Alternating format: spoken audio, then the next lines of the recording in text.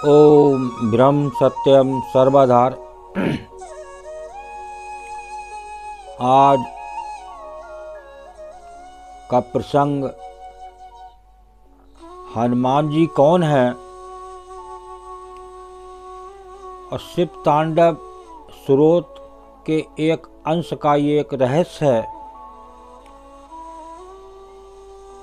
कि शिव तांडव स्रोत का एक अंश का क्या रहस्य है और हनुमान जी कौन हैं। तो आज इस प्रसंग को पूरा श्रवण करेंगे तो निश्चित ही इसका ज्ञान होगा। देखिए, एक प्रभु की लीला को जाने आज। बहुत ही सुंदर लीला। पार्वती जी ने शंकर जी से कहा, भगवान अपने इस भक्त को कैलाश आने से रोक दीजिए, वरना किसी दिन मैं इसे अग्नि में भस्म कर दूंगी। कि पार्वती जी शंकर जी से कह रही हैं कि हे भगवान, इस भक्त को कैलाश आने से रोकिए, नहीं तो मैं इसे किसी भी समय भस्म कर दूंगी।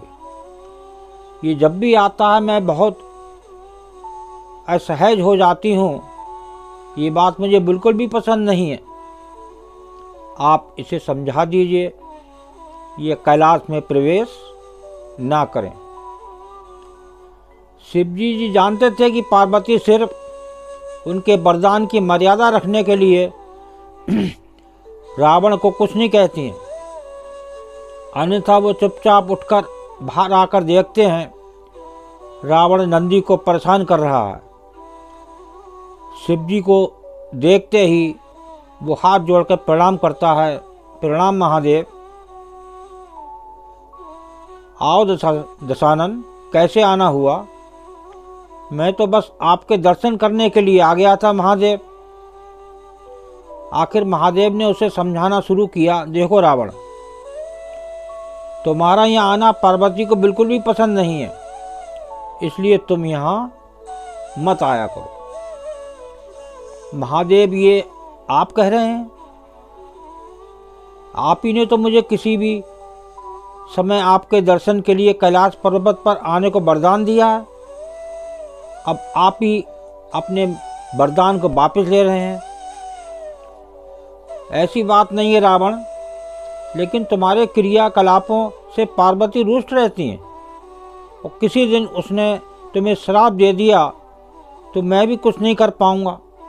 इसलिए अच्छा यही है कि तुम यहाँ पर ना आया करो, फिर आपका वरदान तो मिथ्या हो जाएगा। महादेव, मैं तुम्हें आज एक और वरदान देता हूँ। तुम जब भी मुझे याद करोगे मैं स्वयं ही तुम्हारे पास आ जाऊंगा, लेकिन तुम अब किसी भी परिस्थिति में कैलाश पर्वत पर मत आना। अब तुम यहाँ से जाओ। अब पार्वती तुमसे रुष्ट है। रावण चला जाता है, समय बदलता है। हनुमान जी रावण की स्वर्ण नगरी लंका को जलाकर राख करके चले जाते हैं। रावण उनका कुछ नहीं कर सकता है। वो सोचते सोचते परेशान हो जाता है कि आखिर उस हनुमान में इतनी शक्ति आई कहाँ से, जो मेरी ये सोने की लंका जरा सी देर में जला के चला गया। परेशान होकर वो महल में ही स्थित शिव मंदिर था में जाकर शिव जी की प्रार्थना, शिव तांडव स्रोत आरंभ करता है। इसमें एक श्लोक आता है,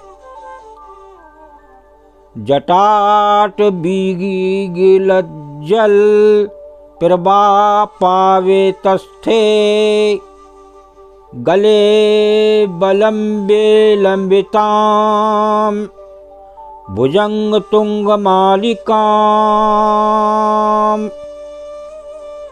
उसकी प्रार्थना से शिव प्रसन्न होकर प्रकट होते हैं रावण अभिभूत होकर उनके चरणों में गिर पड़ता है।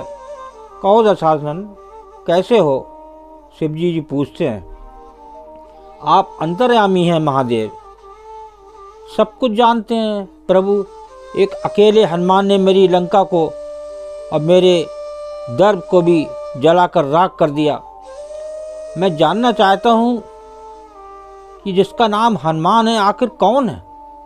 अब प्रभु उसकी पूंछ तो और भी ज्यादा शक्तिशाली थी।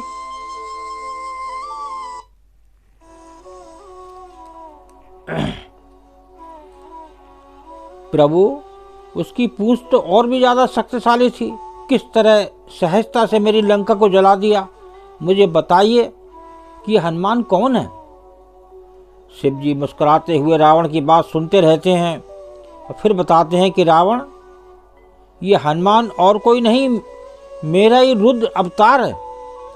विष्णु ने जब ये निश्चय किया कि वे पृथ्वी पर अवतार लेंगे और माता लक्ष्मी भी साथ ही अवतरित होंगी, तो मेरी इच्छा हुई कि मैं भी उनकी लीलाओं का साक्षी बनूं। और जब मैंने अपना ये निश्चय पार्वती को बताया तो वो हटकर बैठी कि मैं भी साथ ही रहूंगी, लेकिन ये समझ नहीं आया कि उसे इस लीला में किस तरह भागीदार बनाया जाए। तब सभी देवताओं ने मिलकर मुझे ये मार्ग बताया। आप तो बंदर बन जाइए और शक्ति स्वरूपा पार्वती देवी आपकी पूंछ के रूप में आपके साथ रहें, तभी आप दोनों साथ रह सकते हैं। और उसी अनुरूप मैंने हनुमान के रूप में जन्म लेकर राम जी की सेवा का व्रत रख लिया और शक्ति रूपा पार्वती ने पूंछ के रूप में और उसी सेवा के फल स्वरूप तुम्हारी लंका का दहन किया। देखिए ये हनुमान जी के पूंछ की लीला। और आगे शिवजी जी क्या बताते हैं, सुनो रावण, तुम्हारे उद्धार का समय आ गया, अतः श्री राम के हाथों तुम्हारा उद्धार होगा। मेरा परामर्श है कि तुम युद्ध के लिए सबसे अंत में प्रस्तुत होना, जिससे कि तुम्हारा समस्त राक्षस परिवार भगवान श्री राम के हाथों से मोक्ष की प्राप्त करे और तुम सभी का उद्धार हो जाए। रावण को सारी परिस्थिति का ज्ञान होता है और उस अनुरूप वो युद्ध की तैयारी करता है और अपने पूरे परिवार को राम जी के समक्ष युद्ध के लिए पहले भेजता है और सबसे अंत में स्वयं मोक्ष को प्राप्त होता है। देखिए ये है एक घट के जो प्रभु हैं दीनदयाल, किस प्रकार ये लीला रची हनुमान जी के द्वारा,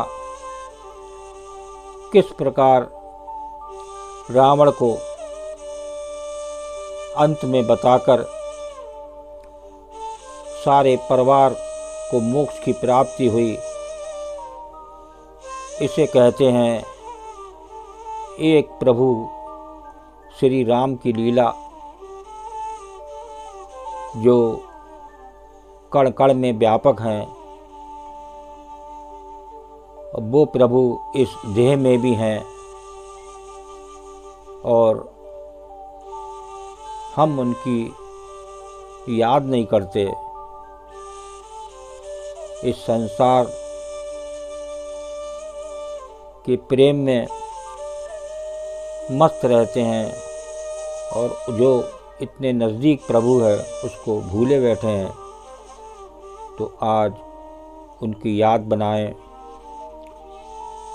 जिस प्रकार रावण को ज्ञान हुआ, मोक्ष की प्राप्ति हुई, तो वो प्रभु दूर नहीं है।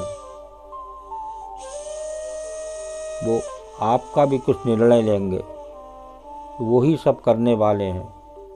ओम ब्रह्म सत्यम सर्वदा। दास कागड़े चैनल अच्छा लगा हो तो इसे सब्सक्राइब करें, बेल प्रेस करें, लाइक करें, शेयर करें, ताकि आगे आने वाला वीडियो सर्वप्रथम यूट्यूब में मिले। ब्रह्म सत्यम सर्वधार।